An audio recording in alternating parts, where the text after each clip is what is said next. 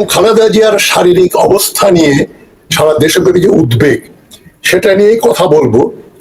আর তারেক রহমানের দেশে ফেরার সম্ভাবনা কতটা।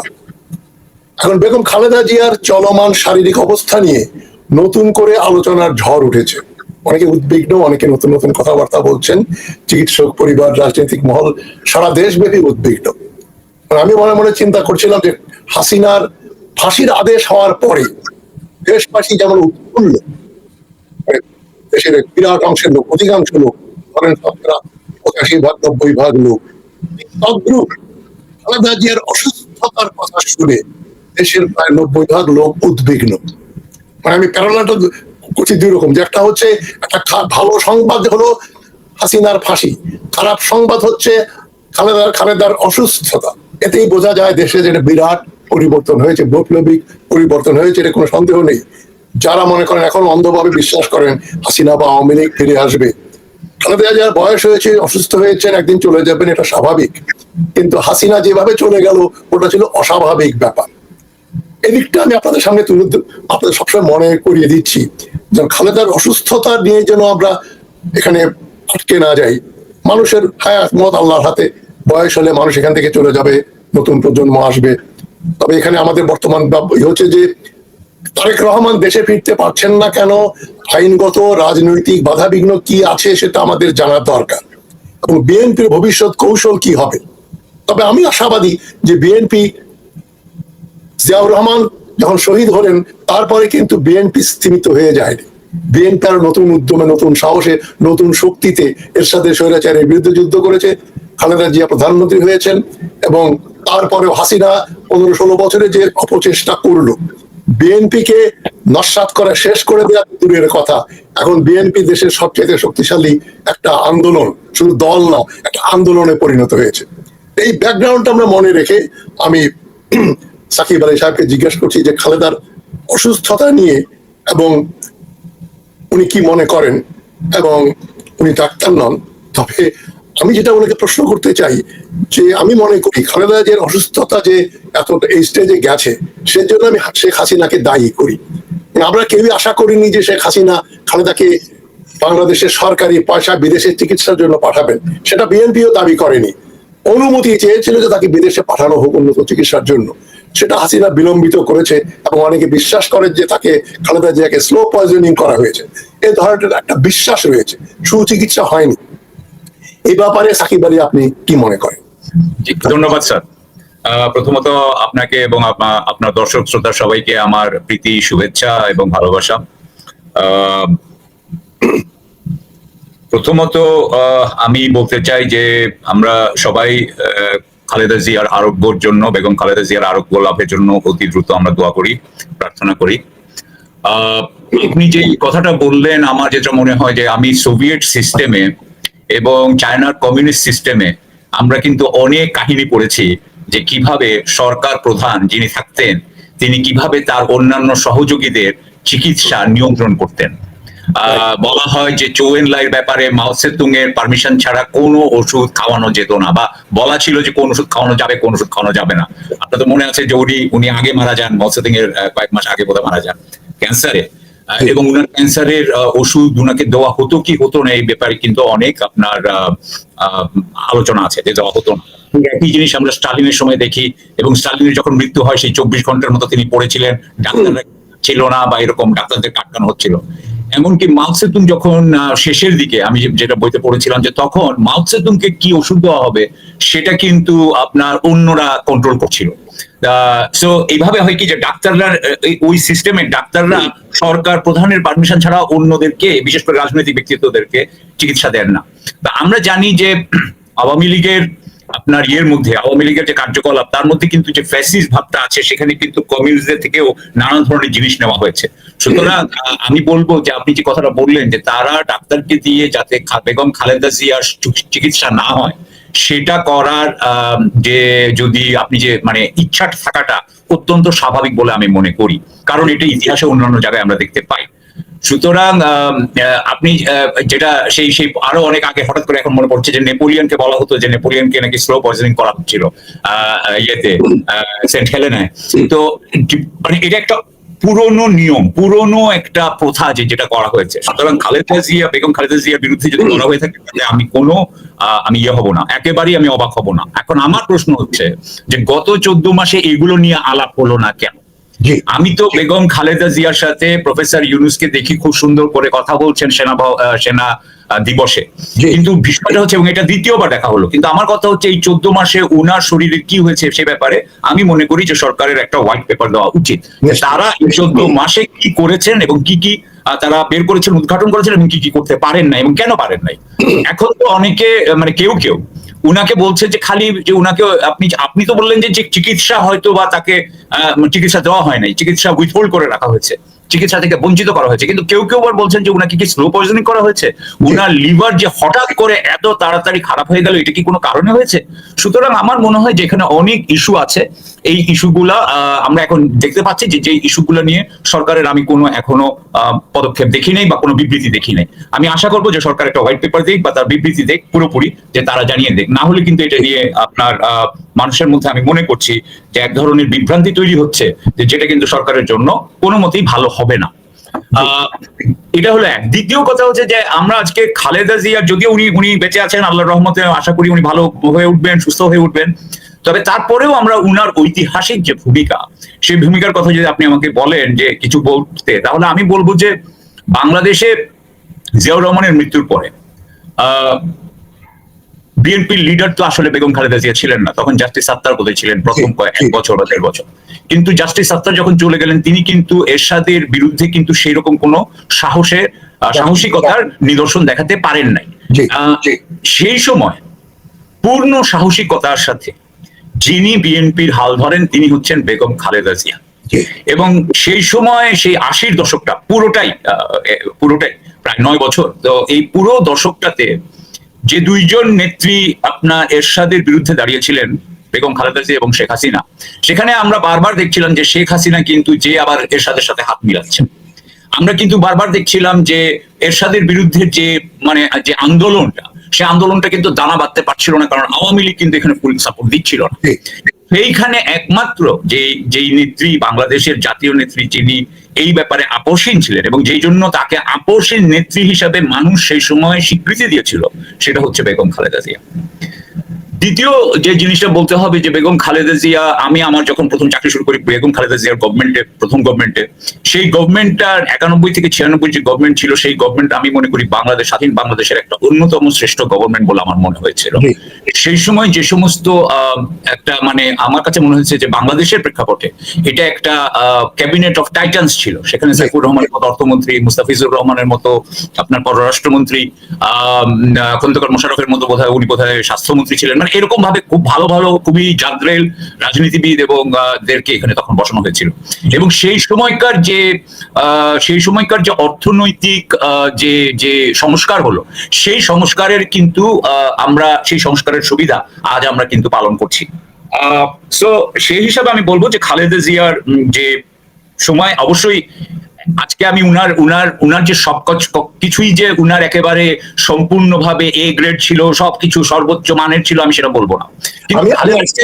আমি অনেকগুলো প্রশ্ন আপনি তুলেছেন। প্রথমত যেটা আপনি বলেছেন, যেটার উপর আলোচনা দরকার, যে হাসিনা সরকার খালেদা জিয়াকে বিদেশে যেতে দেয়নি, কিন্তু বর্তমানে ইউনূস সাহেব তার সঙ্গে 2বার দেখা করেছেন, কদিন আগেও দেখা করেছেন, কিন্তু তাদের এই সরকারের একটা নৈতিক দায়িত্ব ছিল, কর্তব্য ছিল যে খালেদা জিয়ার একটা ফুল চেক আপ দরকার। এখন বাংলাদেশি ডাক্তারদের নিয়ে কথা বললে আপনারা অনেকেই বলবেন যে আপনি দেশীয় ডাক্তারদের তুচ্ছ-তাচ্ছিল্য করছেন। আমাদের সবারই অভিজ্ঞতা যেটা, যার সচ্ছলতা, যার সামর্থ্য আছে, সে পারতপক্ষে বাংলাদেশে চিকিৎসা করায় না। একই ব্যাপার, ধরেন পদ্মা সেতু যেহেতু আমাদের প্রকৌশলীদের দ্বারা তৈরি করা হয়নি, আমাদের আর্কিটেক্ট ইঞ্জিনিয়াররা পদ্মা সেতু তৈরি করেননি, তার মানে কি যে বাংলাদেশে আন্তর্জাতিক মানের আর্কিটেক্ট এবং ইঞ্জিনিয়ার নেই। যতই আমরা বলি আমাদের বুয়েট রয়েছে, অমুক ইউনিভার্সিটি রয়েছে, থাকলে বিদেশিদের সাহায্য কেন নিতে হয়? তদ্রূপ যদি বাংলাদেশে আন্তর্জাতিক মানসম্পন্ন চিকিৎসা ব্যবস্থা থাকতো, অনেক হাসপাতাল হয়েছে, তারপরেও যার একটু পয়সা আছে সে কোথাও না পারলে কলকাতা যায়, ব্যাংককে যায়, লন্ডনে যায়, সিঙ্গাপুরে যায়। কেন যায়? কেন খালেদা জিয়াকে মানে সরকার অনুমতি দেবে, বিএনপি পয়সা খরচ করবে। আমি কোনো সরকারি পয়সায় কাউকে বিদেশে চিকিৎসা করতে দেয়া হবে, এটা নৈতিকভাবে একটা বেআইনি ব্যাপার। আমি আবার আমার সিঙ্গাপুরের অভিজ্ঞতা তুলে নিয়ে আসছি। আমি 10 বছর সিঙ্গাপুরে ছিলাম। সিঙ্গাপুরের প্রেসিডেন্ট, প্রধানমন্ত্রী, কোন মন্ত্রী, কোন ভিআইপি কাউকেই বিদেশে চিকিৎসার জন্য পাঠানো হতো না। নিজের সরকারি পয়সা তো দূরের কথা, লি কুয়ান ইউ সেখানে সরকারি হাসপাতালে যেতেন, সিঙ্গাপুর জেনারেল হসপিটাল SGH, যেটা আমাদের ঢাকা মেডিকেল কলেজ। কোন প্রাইভেট হাসপাতালে কিন্তু চিকিৎসা নেন না সিঙ্গাপুরে। যাই হোক, তবে সরকারের নৈতিক দায়িত্ব ছিল পারমিশন দেয়া, এবং বিএনপি নেতৃবৃন্দকে আমি মনে করি তাদের একটা উৎসাহ দেখানো উচিত ছিল, একটা মানে ইনিশিয়েটিভ নেওয়া উচিত ছিল। যে জন্য আপনি যেটা বললেন, খালেদা জিয়ার লিভার হঠাৎ করে আক্রান্ত হলো। আমরা দেখে শুনেছি শেখ হাসিনা সেই অশ্রাব্য বক্তব্য, কি খেলে লিভার নষ্ট হয়, খালেদা জিয়ার লিভার নষ্ট করে উনি হুইস্কি আর হাই স্পিরিট খেয়ে খেয়ে লিভার নষ্ট করেছেন। তার বাড়ির থেকে কতগুলো ওই যে আর্মি অফিসাররা মিলে, অনেক জেনারেলরাও ছিল, তার বাড়ি থেকে মদের বোতল এবং পর্নোগ্রাফি বের করেছিল, মনে আছে আপনাদের? আমরা সবাই জানি দেশের মানুষ, শিক্ষিত মানুষ কত নিচে নামতে পারে, কত নিচে নামতে পারে। তার প্রমাণ হচ্ছে যে শেখ হাসিনার মতো লোকের সঙ্গে তাদের সৌহার্দ্য ছিল। যাই হোক, এখন তারেক রহমান একটা তার ফেসবুকে একটা স্টেটমেন্ট দিয়েছেন, ওটা আমি আপনাদের পড়ে শোনাচ্ছি, অনেকে হয়তো শুনেননি, খুব বড় না। তারেক রহমানের ভেরিফাইড ফেসবুকে উনি বলছেন, বাংলাদেশের সাবেক প্রধানমন্ত্রী দেশনেত্রী বেগম খালেদা জিয়া গুরুতর অসুস্থ ও সংকটাপন্ন অবস্থায় হাসপাতালের নিবিড় পরিচর্যায় রয়েছেন। তার রোগ মুক্তির জন্য দলমত নির্বিশেষে দেশের সকল স্তরের নাগরিক আন্তরিকভাবে দোয়া অব্যাহত রেখেছেন। মাননীয় প্রধান উপদেষ্টা তার রোগ মুক্তির জন্য দোয়ার সাথে সাথে চিকিৎসার সর্বোত্তম সহায়তার প্রতিশ্রুতি ব্যক্ত করেছেন। ব্যবস্থা করেন, বিদেশে দেওয়ার প্রশ্ন তোলেননি, এখানে সহায়তার প্রতিশ্রুতি দিয়েছেন। দেশ বিদেশের চিকিৎসক দল বরাবরের মতো তাদের উচ্চমানের পেশাদারিত্ব ছাড়াও সর্বোচ্চ আন্তরিকভাবে সেবা প্রদান অব্যাহত রেখেছেন। বন্ধু প্রতিম একাধিক রাষ্ট্রের পক্ষ থেকেও উন্নত চিকিৎসা সম্ভাব্য সকল প্রকার সহযোগিতার আকাঙ্ক্ষা ব্যক্ত করা হয়েছে।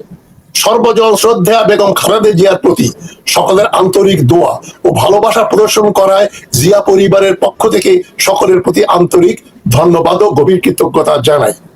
এমন সংকটকালে মায়ের স্নেহ স্পর্শ পাবার তীব্র আকাঙ্ক্ষা যে কোনো সন্তানের মতো আমারও রয়েছে, কিন্তু অন্য আর সকলের মতো এটা বাস্তবায়নের ক্ষেত্রে আমার একক সিদ্ধান্ত গ্রহণের সুযোগ অবারিত ও একক নিয়ন্ত্রণাধীন নয়।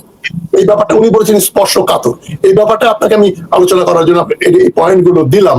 সুতরাং এখন সরকারের দায়িত্ব রয়েছে, বিএনপিরও দায়িত্ব রয়েছে। তারেক রহমান সৌজন্যমূলক ভাবে যে কথা বলেছেন যে দেশি বিদেশি ডাক্তারদের এবং বিদেশি কতগুলো দেশ তার চিকিৎসার ব্যবস্থা করতে রাজি হয়েছে, কিন্তু কথায় তো চিড়ে ভেজে না।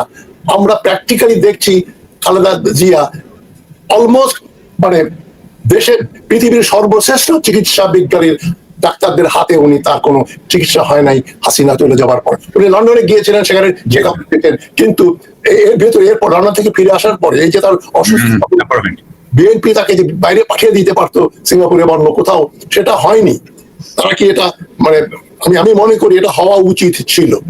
তবে এখন জানের মালিক আল্লাহ, কে সুস্থ থাকবেন অসুস্থ থাকবেন সেটা আমরা নিয়ন্ত্রণ করি না। তবে আমাদের সর্বশ্রেষ্ঠ যে যতটা আমরা পারি সে ব্যাপারে আমাদের সক্রিয় হওয়া উচিত ছিল। আমি এখানে কাউকে ফিঙ্গার পয়েন্টিং করছি না, আমি বলছি এটা আমাদের দরকার এবং এই দিকটা ভেবে দেখা দরকার। তবে যে শূন্যতা যদি সৃষ্টি হয়, মানে খালেদা চলে গেলে কোনো শূন্যতা সৃষ্টি হবে না।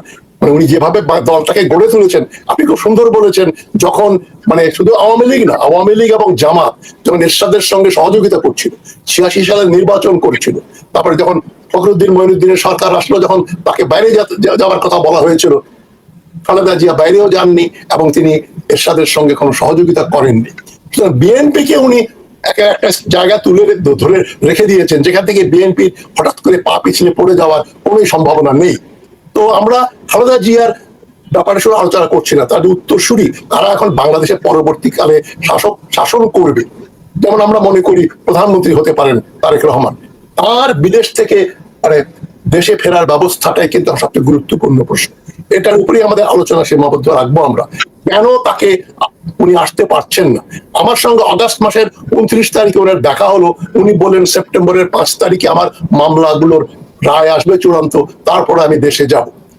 মাঝখানে অক্টোবর নভেম্বর প্রায় শেষ, 3 মাস হয়ে গেল, এর মধ্যে উনি কিন্তু দেশে আসেননি, কবে আসবেন সেটা আমরা জানি না। তবে আপনি কি মনে করেন এই ব্যাপারটা কেন তারেক রহমান দেশে আসতে পারছেন না, মূল কারণ কি? আমি স্যার আমার কূটনৈতিক জীবনের একটা যোগসূত্রতার কারণে আমাকে একজন ভদ্রলোকের, আমার একজন সিনিয়রের, যাকে আমি বিশ্বাস করব, জি তিনি আমাকে বলেছিলেন যে তিনি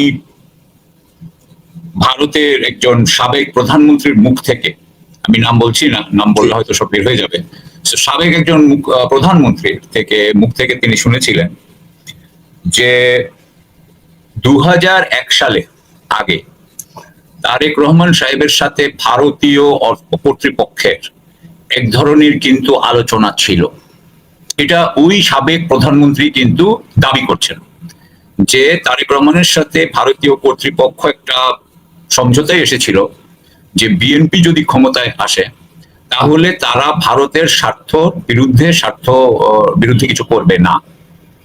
কিন্তু ওই সাবেক প্রধানমন্ত্রীর মতে তারেক রহমান সাহেব উনার সাইড রাখেন নাই, অর্থাৎ ওই চুক্তি উনি কিন্তু পালন করেন নাই। উনাকে হয়তো এরপরে বলা হয়েছিল যে বাংলাদেশ থেকে ভারতীয় বিচ্ছিন্নতাবাদীদেরকে সহায়তার ব্যাপারে, কিন্তু তখন আর উনি ভারতের সাথে সহযোগিতা করেন না, এইটা বলা হয়েছে আমাকে, কিন্তু একজন বলেছে, সেই থেকে আমি বলছি, আমি ওখানে ছিলাম না।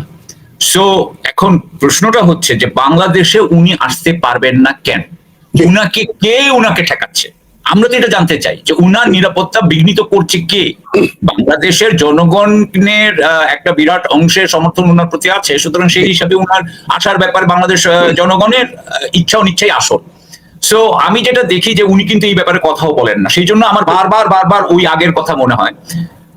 অনেকে বলে কি যে বাংলাদেশে আরেকটা ফোর্স আছে, যে বাংলাদেশে যে আর্মির কিছু অফিসারের সাথে উনার ঝামেলা হয়েছিল সে সময় 2006 সালের দিকে, সেই জন্য হয়তো উনি আসেন না। আমার কাছে এই জিনিসটা এমন কোনো মনে হয় না, কারণ একটা আর্মি অফিসার উনার যদি মনে থাকে, বের করা যাবে যে কোন আর্মি অফিসারের মধ্যে নিয়োজিত ছিল এবং তাদের বিরুদ্ধে শাস্তিমূলক ব্যবস্থাও নেওয়া যাবে। এটা নিয়ে কোনো হওয়ার কথা নাই, কারণ এটা হায়ারার্কির ব্যাপার আছে। আমার কাছে মনে হয় যে একটা জায়গাতেই খালি এটা তারেক রহমান সাহেবের নিয়ন্ত্রণে নাই, সেটা হইল গিয়া যে ভারতীয় গোয়েন্দা সংস্থা কি বাংলাদেশে উনাকে এই ব্যাপারে কোনো হুমকি দিচ্ছে? আমি এটা জানতে চাই বাংলাদেশের একজন নাগরিক হিসাবে, যে এটা ভারতীয়দের কারো, কারণ আমরা এটা বলতে পারছি না, কারণ ওনারা কখনো এটা কনফার্ম করেন না। তবে আমি এটা মনে করি যে আমেরিকা, ইউকে অথবা চায়না, তারা কেউ তারেক রহমান সাহেবের বাংলাদেশে আসার ব্যাপারে তাদের কোনো আপত্তি থাকবে বলে আমার মনে হয় না। আমি এখন পর্যন্ত কোনোদিন কোনো কিছু শুনি নাই। সুতরাং তাদের কারণ নাই, পাকিস্তান তো অবশ্যই সাপোর্ট করবে। তো তাহলে আসলে এটাকে আন্তর্জাতিক মহলে আর কে ঠেকাইতে পারে? সেই হিসাবে আমার মনে হয়, আমার ইয়েটা হয় কিন্তু ভারতের দিকে আমার আঙ্গুলটা যায়, আমার সন্দেহটা যায়। অবশ্যই। এখন স্যার যেটা হয় যে সেই সময় স্যার আপনি দেখেন যে আপনি যত ভারতের বিরুদ্ধে কথা বলেছেন, আমার কথা বাদ দেন, আপনি যত বলেছেন, কিন্তু বিএনপির মহাসচিব ভারত সম্পর্কে কয়টা রিমার্ক করেছেন? জি, উনার যারা যে ভদ্রলোক এখন সবচাইতে মানে মুখপাত্র ছিলেন ঐক্যমত্য কমিশনে, বিএনপি যিনি মুখপাত্র ছিলেন, যিনি প্রায় কয়েক বছর ভারতে কাটিয়ে এসেছেন, মানে উনার ইনভলেন্টারিলি অফকোর্স, কিন্তু যেভাবে কাটিয়ে, উনি ভারতের বিরুদ্ধে কয়টা কথা বলেছেন? মানে ভারত যদি উনাদেরকে, আমার এই ব্যাপারে মনে হয় যে সত্যি কথা বলছি যে বিএনপির সাথে ভারতের সম্পর্ক নিয়ে আমার অনেক চিন্তা আছে, কারণ এইসবের মধ্যে এটাকে ক্লিয়ার কাট এগুলো বলা হয় নাই। এখানে আমার মনে হচ্ছে যে ভারত, কথার কথা আমি বলছি স্যার, যে ভারত সালাউদ্দিন আহমেদ সাহেবের উপরে যেই অত্যাচারটা করেছে, ধরে নিলাম, কারণ ওনাকে তো আটকে রাখা হয়েছে একটা জায়গায়, এই হিসাবে সালাউদ্দিন আহমেদ সাহেব কেন আমাকে ভারতীয় সরকারের কেন ওনাকে আটকে রাখলো সে ব্যাপারে উনি কথা বলেন না কেন? বলেন না কেন? সো আমার কাছে মনে হয় যে এই যদি কোনো ঝামেলা থাকে তাহলে স্যার ঝামেলাটা এইদিকে বলে আমার মনে হয়েছে। এখন এটা তো স্যার আমি ঠিক করতে পারবো না, এটা কে ঠিক করতে পারবে আমি জানি না, এটা বাংলাদেশ সরকার, অন্তর্বর্তীকালীন সরকার হয়তো ঠিক করতে পারতো, হয়তো তারাও ঠিক করতে চায় না, সুতরাং এটা এইভাবে পড়ে আছে বলে আমার মনে হয়। না, তারেক রহমান একটা শব্দ ব্যবহার করেছেন, স্পর্শকাতর বিষয়, এই সেনসিটিভ বিষয়। তার মানে সেনসিটিভ বিষয়টা কি এটা জানার আমাদের দরকার, জানতেই হবে। আপনার সঙ্গে আমি সম্পূর্ণ একমত। ভারতপন্থী কিছু লোকজন দলের ভিতরে আছে, এতে কোনো সন্দেহ নেই। যেমন আমি সবসময় নামটাম বলেই কথা বলি, যেমন ভারতে কিছুদিন আগে গেলেন আমির খসরু মাহমুদ চৌধুরী, তিনি অমিত শাহের সঙ্গে দেখা করলেন। তিনি জানতেন না যে তার ছবিটা আবার চলে আসবে। তিনি অমিত শাহের সামনে এইভাবে মাথা নিচু করে দাঁড়িয়ে আছেন, অমিত শাহ চেয়ারে বসে আছেন, এবং উনি কি আলাপ করতে গেলেন? তার কেন ভারতের স্বরাষ্ট্রমন্ত্রীর সঙ্গে দেখা করতে হবে? এবং নির্বাচনে 2018 নির্বাচনের আগেও আমির খসরু মাহমুদ চৌধুরী এবং আমাদের মির্জা ফখরুল ইসলাম আরো সঙ্গে আরো দুজন ছিলেন, তারা ভারতে গেলেন মোদির সঙ্গে দেখা করতে। অনেকেই বলতে পারেন হ্যাঁ, যে একটা সর্ববৃহৎ দলের নেতা নির্বাচনের আগে প্রতিবেশী দেশ ভারতের প্রধানমন্ত্রীর সঙ্গে সৌজন্য সাক্ষাৎ করতে গেলেন। ব্যাপারটা কিন্তু ঠিক এতটা সোজা না। মানে একটা 14, 15, 16 বছরের ছেলেকে যদি জিজ্ঞাসা করেন যে হাই স্কুলে পড়ে যে ভারত কি আমাদের বন্ধু না শত্রু, সে বলবে ভারত আমাদের শত্রু দেশ, যদি না সে আওয়ামী ফ্যামিলির ছেলে হয়ে থাকে বা আওয়ামী ফ্যামিলির মেয়ে হয়ে থাকে।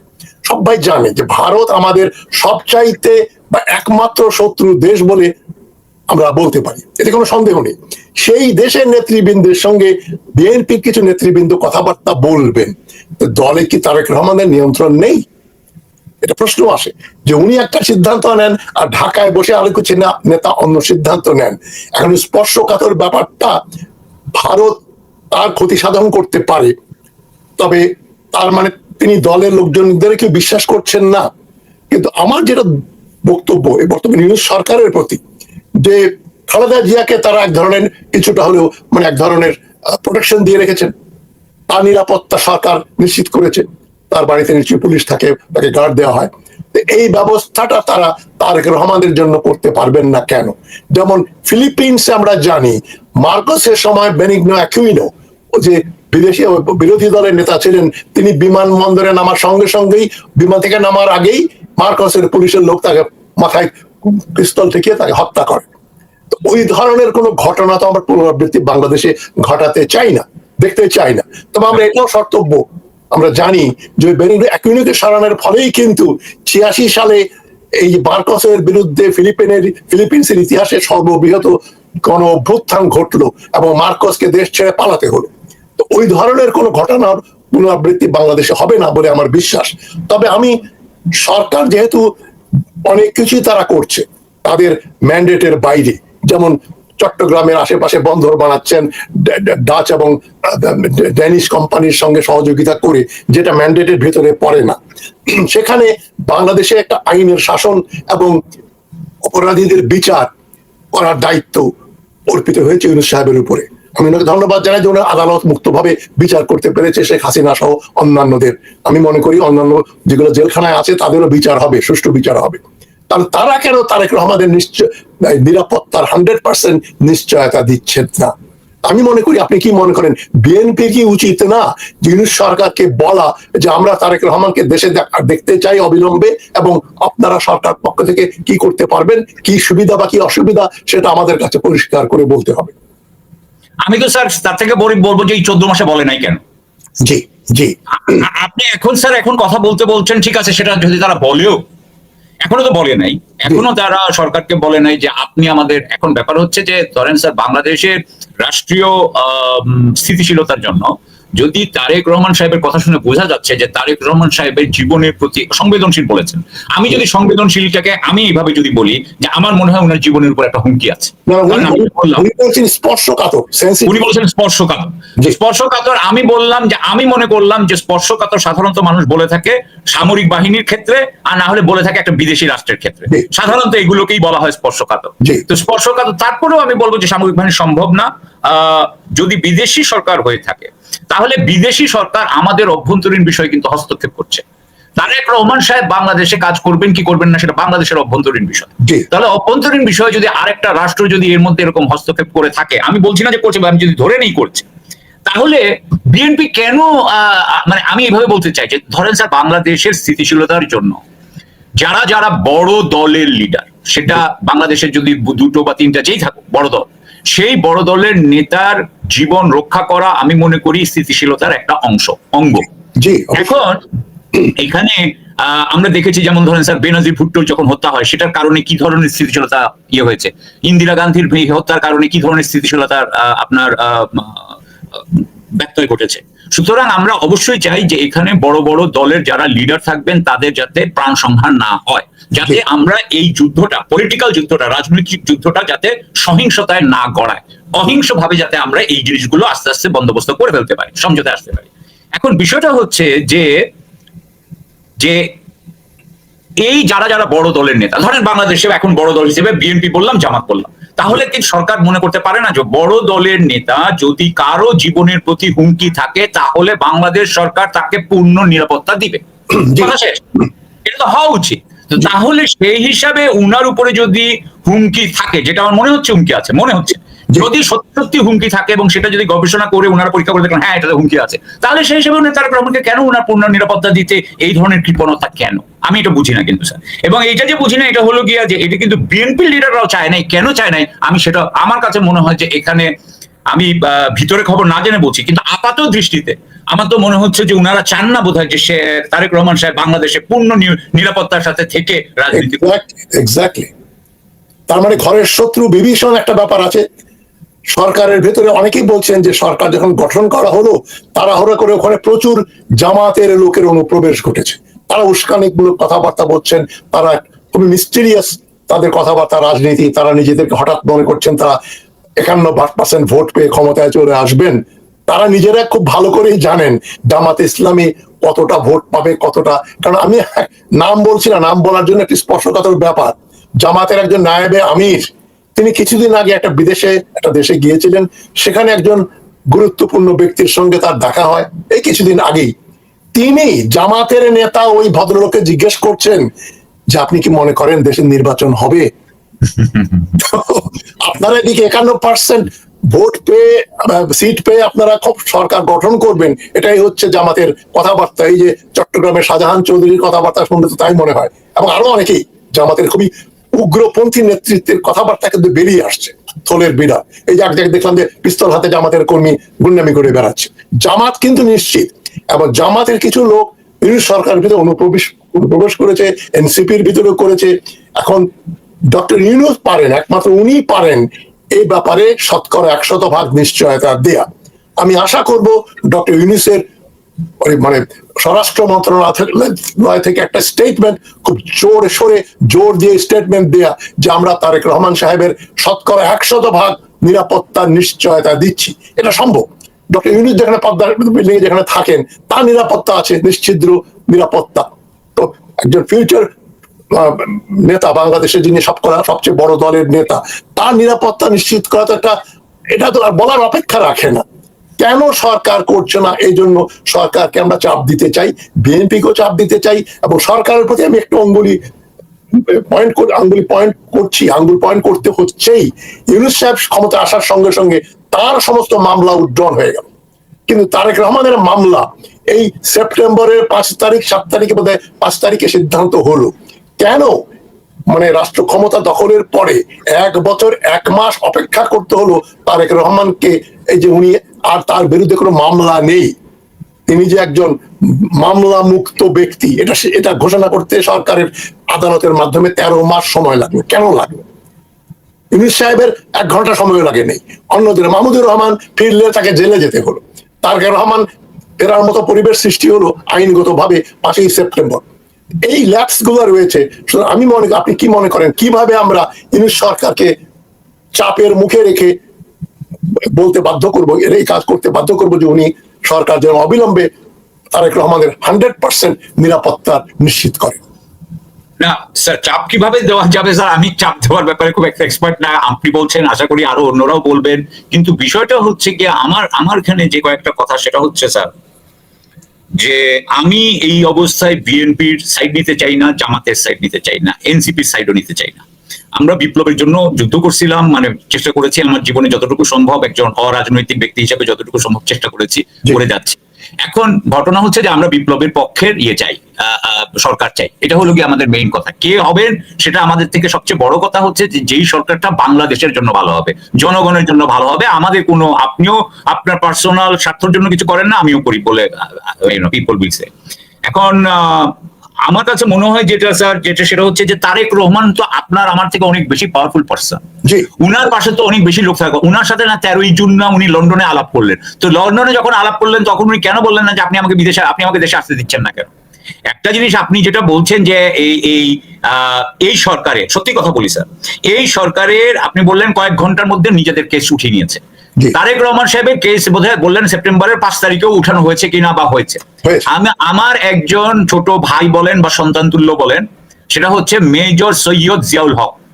এই মেজর সৈয়দ জিয়াউল হক ছিল 45 লং কোর্সের গোল্ড মেডাল রেসিপিয়েন্ট এবং গোল্ড মেডেল পেয়েছে এবং সোর্ড অফ অনার পেয়েছে। সে হচ্ছে সিলেট ক্যাডেট কলেজের একজন অত্যন্ত অলরাউন্ডার ক্যাডেট এবং সে আর্মিতে অত্যন্ত প্রত্যেকটা কোর্সে সে ফার্স্ট বা টপ করতো, কাছাকাছি থাকতো, টপ মানে সবগুলোতে না করলে আমি জানি কাছাকাছি থাকতো, অত্যন্ত ব্রিলিয়েন্ট অফিসার। এই ছেলেটা যেহেতু সে একটু ইসলামিক মাইন্ডেড, যেহেতু সে একটু রিলিজিয়াস, তার সাথে হাসিনার ঝামেলা হয়, সেই সময় তাকে ধরে নিয়ে যায়, এখানকার গোয়েন্দারা ধরে নিয়ে যায়, সে সেখান থেকে পালিয়ে যায়। এই যে পালিয়ে গেছে তার নামে 3টা ফাঁসির কেস দেওয়া আছে, ফাঁসির অর্ডার হয়ে আছে, এবং সে কিন্তু এই গত 14 মাসে দেশে ফিরতে আসতে পারে নাই। তার মা কিন্তু আজকে কিন্তু 12 বছর 14 বছর ধরে কাঁদতেছে। মায়ের বয়স আমাদের বয়সী হবে বা আমার থেকে ছোটও হইতে পারে, সত্যি কথা, আপার বয়স আমাদের থেকে ছোটও হইতে পারে। সো এই উনারা কাঁদতেছে, কিন্তু এই 14 মাসে কিছুই হয় নাই। আমি যেটা বলতে চাচ্ছি, আমি যেটা দেখি সেটা হচ্ছে যে আওয়ামী লীগ যা যা করে গেছে স্যার, এগুলোর ব্যাপারে এই সরকার এগুলোকে ঠিক উঠাতে চায় বলে আমার মনে হয় না। 2 দিন আগে বা গতকালকে বোধহয় আমার দেশ পত্রিকার হেডলাইন হচ্ছে যে এই যে যতগুলো আপনার হচ্ছে, এই যে টার্মিনাল গুলো বিদেশিদেরকে দেওয়া হচ্ছে, এগুলোর নাকি কমিশন পাবে সব হচ্ছে গিয়ে আওয়ামী লীগের প্রতিষ্ঠান। সাবের হোসেন চৌধুরী পাবে, শেখ হাফিজ পাবে, কি নুরুল কাইয়ুম খান পাবে, এরা সব হচ্ছে আওয়ামী লীগের বেনিফিশিয়ারি, এরা পাবে। সুতরাং আমার কথা হচ্ছে যে আপনি কেন, এবং এই প্রপোজাল গুলো সব আওয়ামী লীগের সময় কিন্তু প্রসেস করা হচ্ছিল, একটা বিস্তারিত রিপোর্ট দেওয়া আছে। তো উনি কেন এটা করছেন তাহলে? কেন আবার ওটাকে টেন্ডার না করে উনি অন্যদেরকে দিয়ে দিচ্ছেন? আমি সেটা বুঝতেছি না। সো আমার কাছে মনে হয় যেটা, যে এই সরকার আসলে আওয়ামী লীগ যা যা করে গেছে তার আসলে বেশি সেগুলো সরাতে চাচ্ছে বলে আমার মনে হয় না। এখন পর্যন্ত দেখেন স্যার, কয়েকদিন আগে বের হলো 6,40,000 কোটি টাকার খেলাপি ঋণ আছে। আপনি আমাকে স্যার 14 মাসে কয়জন ব্যাংকের অফিসিয়ালকে ধরা হয়েছে, কয়জন ব্যাংক ডাইরেক্টরকে ধরা হয়েছে? ব্যাংক ডাইরেক্টররাই তো এইটার সবচেয়ে বড় আপনার বেনিফিশিয়ারি। আমরা জানি যে প্রায় 500 থেকে 600 ব্যক্তি আছে বাংলাদেশের সব ব্যাংকের ডিরেক্টর, তারা একজন আরেকজনকে খেলাপি ঋণ দেয়, তারা একজন আরেকজনকে খেলাপি ঋণ। এইভাবে এইখানকার মানুষের আমানতকারীদের 6,40,000 কোটি টাকা গন। সো এই ব্যাপারে ওনারা কাকে ধরেছেন? এই এস.কে চৌধুরীকে ধরলেন বোধহয় কয়েকদিন আগে, বোধহয় ওনারা ধরেছেন। এখনো বোধহয় ওই যে ফাউজুল কবির খান এবং আব্দুর রশিদ তালুকদার, বোধহয় ওনার নাম, ব্যাংকের গভর্নরদেরকে ধরা হয় নাই। তো আমি এই হিসাবে বলি যে এই সরকার কখনোই, এই সরকার আসলে বিপ্লবের পক্ষে, বা আমি যেটা বলবো যে তারেক রহমান এটা করা হয় নাই, কারণ হচ্ছে আওয়ামী লীগ যেহেতু এই কেসগুলো দিয়ে গেছে, সুতরাং এই কেসগুলো উঠাই ওনারা অনেক সময় নিলেন। That's all I say. এই কথাগুলো বলার জন্য আপনাকে আমি ধন্যবাদ দিয়ে শেষ করতে পারবো না। আমি চাচ্ছিলাম যে আপনার মুখ দিয়ে কথাগুলো আসুক, কারণ এই যে এখন সাধারণ জনগণ এত অসচেতন, এত আবেগপ্রবণ, তারা আমি বললাম যে ডক্টর ইউনূস যে পোর্ট গুলো যারা দিয়ে দিলেন 35 বছর 40 বছরের জন্য ড্যানিশ কোম্পানি আর ডাচ কোম্পানি, বলছে তারা খুব ভালো কোম্পানি, সুপ্রতিষ্ঠিত। ঠিক আছে, যদি খুব ভালোই হয়ে থাকে তাহলে এত বড় সিদ্ধান্ত, একটা নির্বাচিত সরকার ধরে নেই মার্চ মাসের দেশে সরকার আসবে, নির্বাচিত সরকার, তাহলে সে সরকারের জন্য মার্চ পর্যন্ত অপেক্ষা করলেন না কেন? আর ম্যান্ডেট বহির্ভূত ভাবে ডক্টর ইউনূস হস্তক্ষেপ করলেন। এই যে আবেগ প্রবণ ছাগলের 3 নম্বর বাচ্চার মতো যারা লাফায়, তারা বলছে খুব ভালো কাজ হয়েছে, পলিটিশিয়ানরা আসলে করাপশন হবে। আমি তাদের বললাম তাহলে আপনারা আইন করে বলে দেন বাংলাদেশে আগামী 50 বছর কোনো নির্বাচনের দরকার নাই। আমরা এই যে আজকে গ্রামীণ ব্যাংক, কালকে ব্র্যাক, পরশুদিন প্রশিকা, তারপর আরো ছোটখাটো যত এনজিও আছে, সমস্ত এনজিও দের লোকদেরকে এনে আমরা প্রধান উপদেষ্টা বা প্রেসিডেন্ট বা প্রাইম মিনিস্টার বানিয়ে দেই। তাহলে দেশ তো ইউনূস সাহেব যেভাবে নিয়ে যাচ্ছেন টেন্ডার না দিয়ে, এটা যে টেন্ডার না দিয়ে একটা বিদেশি কোম্পানিকে বেআইনি ভাবে ব্যবসায় জুটিয়ে দেয়া, এবং সেখানে সাবির হোসেন চৌধুরী শিপিং এর ব্যবসা করেন, আওয়ামী লীগের বড় বড় টাইকুনদের নিশ্চয়ই পয়সা এই ইউনূস সরকারের উপদেষ্টাদের পকেটে গেছে, এবং তারা তাদের স্বার্থটাই দেখেন, যেই জন্য মেজর জিয়াউল হককে দেশে ফেরত আনা হচ্ছে না। যাদের বিরুদ্ধে মামলা ছিল সে মামলাগুলো এখনো ঝুলছে। তো একটার সঙ্গে একটা কিন্তু যোগসূত্র রয়েছে। আওয়ামী লীগ কোনোদিনও চাইবে না তারেক রহমান এসে বাংলাদেশের প্রধানমন্ত্রী হোক, ভারত কোনোদিনও চাইবে না এরা ক্ষমতায় আসুক। তারা চাইবে লেজুর ভিত্তি করতে পারবে যারা, মানে স্বনামে বা বেনামে এই ধরনের লোকজন যেন ক্ষমতায় আসে, এবং ডক্টর ইউনূস থাকুন আরো 15-20 বছর বা 50 বছর, তার মতো একটা সরকার বাংলাদেশে থাকুক, এটাই কিন্তু কাম্য ভারতের।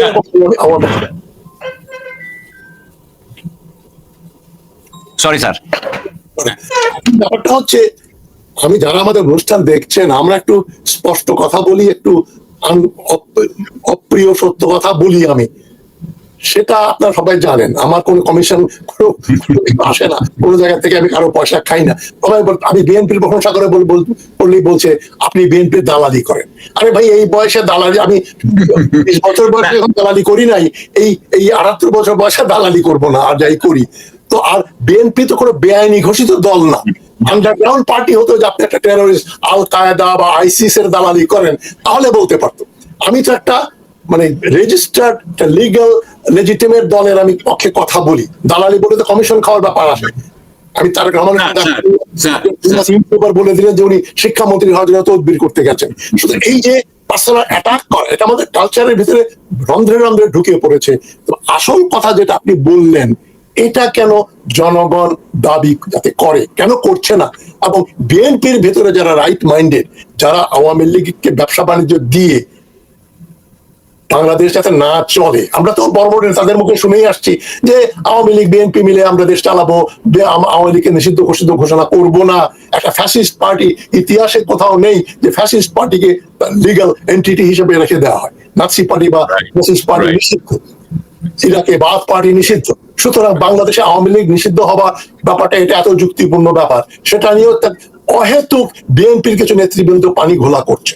আমি তো মনে করি শস্যের ভিতরে ভূত, এবং এই ভূত তাড়ানোর দায়িত্ব বিএনপি গ্রাসরুটস বেস নেতৃবৃন্দের। আপনি কিছু বিএনপি নেতৃবৃন্দের কথা দেখেন, শাহজাহান চৌধুরীর মতো কিন্তু। ওই যে হাবিবুর রহমান হাবিব, তিনি বললেন যারাই আওয়ামী লীগ এবং বিএনপি কে বলবে একই জিনিস, তাদের জিহ্বা কেটে ছিঁড়ে ফেলবেন, আইন আদালত যা করার আমি করব। সেই হাবিব আবার ওই যে কাজী জেসিন, তার একটা প্রোগ্রামে বললেন, কাজী জেসিন জিজ্ঞেস করলেন আমাকে, আপনি কি মানুষের জিহ্বা তুলে ফেলতে পারেন? বলছে হ্যাঁ নিশ্চয়ই, প্রয়োজনে আমি পারি। এই লোকটাকে উন্মাদ ঘোষণা করে জেলে দেওয়ার কথা, সে তো নমিনেটেড, ইলেকশন হলে ইলেকশন করে জিতে আসবে, এমপি পার্লামেন্টে বসবে। তাহলে ওই মমতাজ আর হাসিনার আমলে যে গুন্ডা পান্ডা শামীম ওসমানদের মতো লোক এখন বিএনপির ভিতরে ঢুকে পড়েছে, এতে কিন্তু বিএনপি সমর্থকরা বিচলিত নন, বড় নেতারাও বিচলিত নন। তার মানে দেশে আমাদের কোনো অল্টারনেটিভ একটা শ্যাডো ক্যাবিনেট যে আছে, তারা যে ঠিক মতো কাজ করবে, তারেক রহমানের কথাই তো বোঝা যাচ্ছে যে উনি সেটা বিশ্বাস করেন না। স্পর্শকাতর বলছেন, এই স্পর্শকাতরতা কিভাবে দূর করা যায়, এটা আপনার কাছে আমার শেষ প্রশ্ন। স্যার আসলে প্রথম কথা হলো স্যার, আপনার মধ্যে আপনি যখন কথা বলছেন তখন আপনার মধ্যে আমি এক ধরনের ছোট্ট করে হলেও হইতে পারে, আমি ভুল হইলে আপনি আমাকে ক্ষমা করে দিন, কিন্তু আপনার এক ধরনের হতাশা দেখতে পাইছি আমি, যে মানুষ আপনার কথা বুঝতেছে না বলে। কিন্তু আমি আসলে যেটা মনে করি যে পৃথিবীতে, আমি মনে করি না, এটা স্কলার আপনিও জানেন, পণ্ডিতই বলেছেন, আপনি যদি দেখেন যে মধ্যযুগে কয়জন মানুষ বিজ্ঞানে বিশ্বাস করতো, গ্যালিলিও যখন করতেছিল তখন কয়জন মানুষ বিজ্ঞানে বিশ্বাস করতো স্যার? আসলে যখন নতুন কিছু আসে তখন বেশিরভাগ মানুষ এটা বুঝতে পারে না, এটাই হচ্ছে গিয়ে নিয়ম। 99% অথবা 99.99% কিন্তু বুঝতে পারে না। আর আমার কথা হচ্ছে যে আপনি বা আমি, আমরা কেউই স্যার এখানে সস্তা জনপ্রিয়তা করতে আসি নাই, কিন্তু আমরা আমাদের রেপুটেশনটা মেনটেন করতে চাই। কারণ আমরা আমাদের যেই মানে ভাবমূর্তি আছে আমাদের নিজেদের কাছে, অন্যের জন্য না, নিজেদের কাছে নিজেদের ভাবমূর্তি নষ্ট করতে পারি না। That's all I think. আপনার সাথে যেমন আমার বিএনপির ব্যাপারে আপনি যেরকম ভাবে কথা বলেন, আমি কিন্তু সেভাবে বলি না। বিএনপির ব্যাপারে আমার অনেক আপত্তি আছে, কিন্তু তার মানে আপনার সাথে তো আমার কোনো, আপনার সাথে আমার আলোচনার ব্যাপারে এটা তো কোনো মানে বিঘ্ন হতে পারে না, আমি এটা মনে করি না। এবং আমি মনে করি আপনি যা কিছু করছেন, you are doing it from the because of your conviction, because of your understanding of the issue. So আমি আপনার অনেস্টি নিয়ে, আপনার ইন্টিগ্রিটি নিয়ে আমার কোনো দুই রকম ইয়ে নাই। এখন স্যার আসি আমরা যেটা বলছিলাম, যে বাংলাদেশের আসলে স্যার এখন we are in a big trouble। আমাদের যে ট্রাবলটা হয়েছে স্যার, একদিক দিয়ে আমি সত্যি কথা বলছি, হ্যাঁ, যে সেটা হচ্ছে কি যে স্যার বিএনপির ভিতরে ধরেন এক ধরনের মডারেশন আছে। BNP moderate, which is good। Moderate এই জন্য আমাদের দরকার, কারণ আমাদের দেশের মানুষের মধ্যে হারমোনি থাকাটা অত্যন্ত জরুরি বলে আমি মনে করি। আমাদের ডিসএগ্রিমেন্ট থাকবে, আমাদের মধ্যে মত পার্থক্য থাকবে, এবং সেটা আমরা আলোচনার মাধ্যমে কাজ করব, কিন্তু আমাদের মধ্যে এক ধরনের মডারেশনের দরকার আছে বলে এটা অবশ্যই দরকার আছে। সুতরাং এখন এই মডারেশনের প্রশ্নে বিএনপির সাথে আমাদের কোনো প্রবলেম নেই, কিন্তু যেখানে প্রবলেম বিএনপির সাথে সেটা হচ্ছে গিয়ে বিএনপির ভিতরে আমি যে ধরনের কথার কথা বলছি, যে দখলদারিত্ব দেখতে পাচ্ছি, যে দুর্নীতির প্রিয়তা দেখতে পাচ্ছি, উনারা যেভাবে আওয়ামী লীগের সাথে হাত, অনেকে বলে যে উনারা হাত মিলিয়েছেন, ডিস্ট্রিক্টে উনারা উনাদেরকে প্রোটেকশন দিচ্ছেন, আওয়ামী লীগের ভোট পাওয়ার জন্য নানান ধরনের ইয়ে করছেন, আপনার কথা বলছেন। এই যে কয়েকদিন আগে আবুল সরকারের যেই ঘটনাটা ঘটলো, আবুল সরকারের আমি খালি একটা জিনিস বলি, যেটা যে এই মানুষটাকে আমি কিন্তু আমি অবশ্যই কিন্তু স্যার ফ্রিডম অফ এক্সপ্রেশনের পক্ষের মানুষ, কিন্তু তারপরেও মানুষের আরেকজনকে গালি দেওয়া, আরেকজনকে ছোট করা, আরেকজনকে মক করা, আল্লাহর কথা বাদই দিচ্ছি, আরেকজনকে মক করা, এগুলো আমার মনে হয় ঠিক না। ক্রিটিক্যাল হইতে পারি আমি আপনার ব্যাপারে ক্রিটিক্যাল হইতে পারি, কিন্তু আপনার ব্যাপারে আমার রেসপেক্টফুল থাকা উচিত। আমার রেসপেক্টফুল থেকে ক্রিটিক্যাল যে স্যার আসলে কি এই জিনিসটা এইভাবে হতে পারে, আমি আপনাকে এইভাবে জিজ্ঞাসা করতে পারি। সুতরাং আমার কাছে মনে হয়েছে ওই লোকটার সুরটা অত্যন্ত খারাপ ছিল। ঠিক আছে, অশিক্ষিত ধরনের মানুষ ওই ধরনের কথা বলেছে, কিন্তু সেটাও কিন্তু কোন একটা বিএনপি নেতার কোন একটা মিটিং এ এটা হয়েছে। এখন আমার কাছে মনে হয়েছে যে আমি জাস্ট কথার কথা বলছি স্যার, যে আল্লাহ কি আপনি বুঝেন? আপনি আল্লাহ বুঝেন যে আপনি এই কথা বললেন? আল্লাহ বলেছে 4 বার বলেছে, আমি প্রথম এটা করেছি বলে উনি 4 বার 4টা নাম বলেছেন। আরে উনি একবারে প্রথমে অসীম কাজ করতে পারেন, ইনফিনিট কাজ করতে পারেন, আপনি কি বুঝেন আল্লাহ? এখন ব্যাপারটা হচ্ছে যে বিএনপি কিন্তু এই সাপোর্ট গুলো দিচ্ছে, যেটা আমার জন্য আমি মনে করি, এবং আমাদের সাথে ইন্ডিয়ার যে সম্পর্ক আছে সেটা চিন্তা করে আমার শঙ্কা হয়। অন্যদিকে আপনি আসেন জামাত নিয়ে, জামাতের মধ্যে দুর্নীতি নিয়ে এত প্রবলেম নাই, কিন্তু জামাতের মধ্যে তো আমি তো মডারেশনের একটা সমস্যা আছে বলে আমার মনে হয়। সুতরাং ও কি মডারেট হইতে পারবে, নাকি সে একটা মৌলবাদী দল হয়ে থাকবে? সুতরাং আমরা মৌলবাদীও চাই না, দুর্নীতিগ্রস্তও চাই না। সুতরাং স্যার আমরা যদি একটা ভালো সরকার চাই, আমি তো মনে করি স্যার যে আমরা এক ধরনের অচলাবস্থার মধ্যে পড়ে আছি। এদিকে আবার ইউনূস সরকার কোনো কাজ করতে পারছেন না, সুতরাং তারাও আমাদের এফেক্টিভ না। সুতরাং স্যার আমি 3 দিক দিয়ে যেটা দেখি সেটা হচ্ছে যে আমরা ঢাকার ভাষায় বলে মাইন্ডকার চিপা, বাংলার জনগণ একটা মাইন্ডকার চিপায় পড়ে গেছে বলে মনে হয়। এখানে কিভাবে সরবো আমি জানি। তবে স্যার একটা কথা বলে শেষ করি, আপনি বলছেন এটা কিভাবে সরবো, আমি মনে করি যে এটা নির্বাচন দিয়ে হবে না। নির্বাচন দেওয়ার সাথে সাথে এটা আরেক ঝামেলায় যাবে বলে আমি মনে করি। আরেকটা জিনিস আমি মনে করি যে ইউনূস সরকারও এটা পারবে না। এবং আমি আরেকটা জিনিস মনে করি, এটা আমার ভুল হতে পারে কারণ আমি বাংলাদেশের ইতিহাস সম্পর্কে জানি না, তবে আমার যেটা ধারণা যে গত 15 বছরের সবচাইতে উচ্চ পদস্থ যেই মানুষটা শেখ হাসিনার সাথে রিয়েলি যুদ্ধ করেছিলেন, তার নাম হচ্ছে জাস্টিস ওহাব মিয়া। জাস্টিস ওহাব মিয়া, যিনি নিজে আপনার নীতির কারণে নিজের চিফ জাস্টিসশিপ স্যাক্রিফাইস করছেন, কিন্তু উনি কিন্তু কেয়ারটেকারের বিরুদ্ধে ভোট দেন নাই, কেয়ারটেকারের বিরুদ্ধে সিদ্ধান্ত দেন নাই। এই লোকটাকে কিন্তু আমার মনে হয় যে আমাদের দেশের হেড করা উচিত ছিল ইনাকে। সেটা আমরা একটা অনারেবল ম্যানকে না করে আমরা কিন্তু ডক্টর ইউনূসকে করেছি, সেখান থেকে ইয়ে নেই। আমি জানি না এরপরে আমাদের আবার হবে না, এটা দুর্ভাগ্য আমাদের। ওভাররেটেড, কিছু লোককে আমরা ওভাররেট করি, কিছু লোককে আন্ডার এস্টিমেট করি।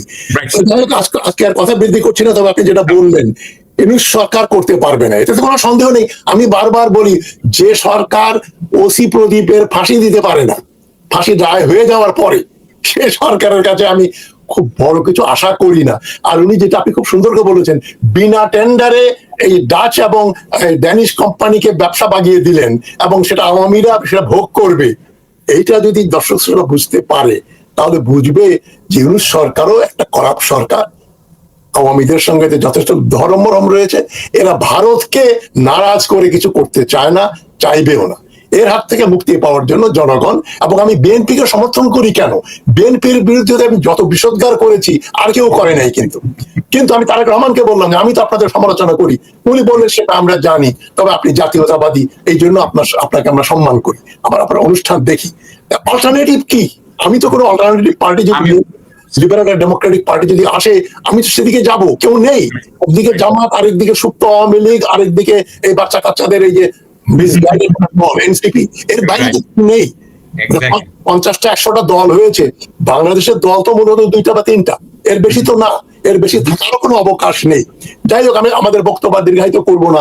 আমি দর্শক শ্রোতাকে বলছি আপনারা চিন্তা করবেন, প্রশ্ন করেন এবং চিন্তা করেন, তাহলে কিন্তু উত্তর পেয়ে যাবেন যে ডক্টর ইউনূস যেই টেন্ডার ছাড়া ব্যবসা দিলেন, এই মুহূর্তে না দিলে কি চলতো না, এবং যেটা বলা হচ্ছে যে উনি দিলে অন্যরা করলে করাপশন হতো, তাহলে আপনারা সঙ্গে সঙ্গে প্রশ্ন করেন, তাহলে দেশে 50 বছর 100 বছর কোনো নির্বাচনের দরকার নেই, আমরা ইউনূস সরকারের মতো একজনকে ধরে নিয়ে আসবো, 3 বছর 5 বছর উনি চালাবেন, তারপর আরেকটা আনবো। এটা তো সমাধান না, জনগণের সরকারই আমাদের সমাধান। যাই হোক, সাকিব আলী, আপনাকে যথেষ্ট অনেক ধন্যবাদ জানাচ্ছি, আপনি কথাগুলো স্পষ্ট করে বলেছেন এবং ভবিষ্যতে আমরা আপনাকে আপনার